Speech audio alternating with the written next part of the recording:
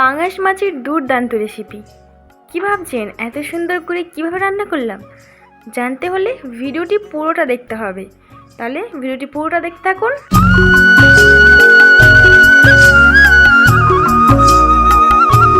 Hello বন্ধুরা, আসসালামু আলাইকুম, welcome back to my channel. তোমরা সবাই কেমন আছো? আশা করি অনেক ভালো আছো। আলহামদুলিল্লাহ আমি অনেক ভালো আছি। তো আজকে নিয়ে এসেছি পাঙাশ মাছের রেসিপি।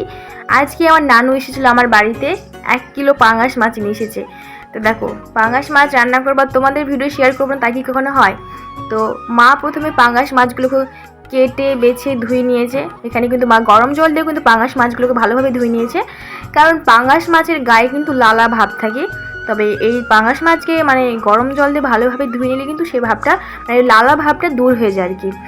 এবার দেখো, ভালো কিন্তু কড়াইটা কিন্তু ভালোভাবে গরম করে নিতে হবে। তারপর মাছগুলোকে এক এক করে দিয়ে লাল লাল করে কিন্তু ভেজে নিতে হবে।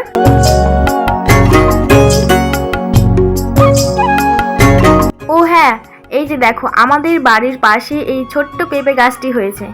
এতে ফুলও হয়েছে। যখন ফল হবে তোমাদের অবশ্যই আমি শেয়ার করব।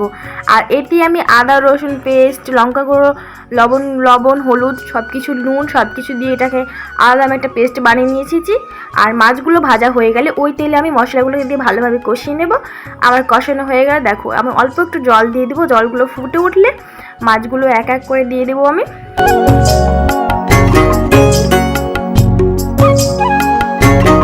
ব্যাস, আমার মাছগুলো দেওয়া হয়ে গেছে। এবার একটু সামান্য ফুটে উঠলে আমি মাছগুলোকে নামিয়ে নেব। ব্যাস, তাহলেই আমাদের পাঙ্গাস মাছ রান্না করা রেডি।